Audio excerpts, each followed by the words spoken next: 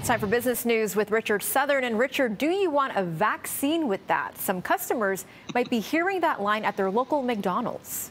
Yeah, never mind fries. Do you want vaccine with that? McDonald's, Melissa, McDonald's is going to be serving up some vaccine info along with its Big Macs and its fries here in Ontario. It was announced today that you're going to get this if you're getting, your takeout from McDonald's. It's a pamphlet that you're going to find in your McDonald's bag. And as you can see, it says, do your part, get your shot. This is an Ontario government pamphlet that McDonald's will be including in its bags to promote vaccination. Now, sources tell me that there is no financial arrangement between the Ontario government and McDonald's. In fact, sources say that it was McDonald's that reached out to the province looking to do its part to help spread the vaccination word. Meantime, in parts of the United States, you can actually get your shot in the Golden Arches. McDonald's locations, Melissa, in Green Bay, Wisconsin, are playing host to vaccine clinics right in the restaurant. Those that roll up their sleeves down there get a free McDonald's ice cream and sandwich. No such incentive here.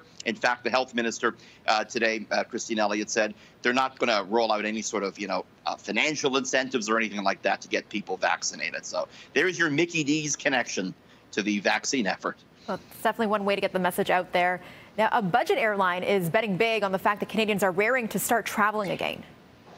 Yeah, this could be some cheaper flights on the way for us if we're looking to start flying down south in a couple of months. This is Flair Airlines, what they call an ultra low-cost airline that is taken to the skies here in Canada, and it announced today that it's going to start flying to the United States starting October 31st. They'll have trips out of Toronto to Las Vegas, to Burbank, California, to Fort Lauderdale and Orlando, Florida, and to Phoenix, just to name a few. The new routes, the airline says, will be priced between $79 and $109 one way. In the case of Vegas, that is cheaper than some of the current posted fares.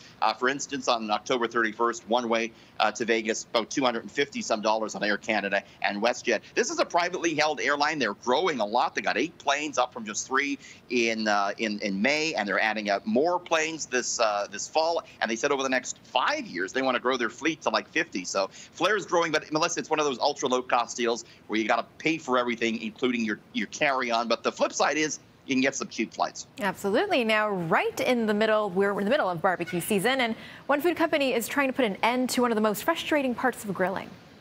You know this. Well, we were just talking. It's funny. We were talking about hot dogs during the break. We had that hot dog competition last week. We were talking about that. You said you're not a hot dog fan. So no, I don't really like hot dogs. Not my thing. So maybe you don't have an opinion on this, but people know that, you get a different amount of hot dogs than you do buns, right? This has been an age-old problem.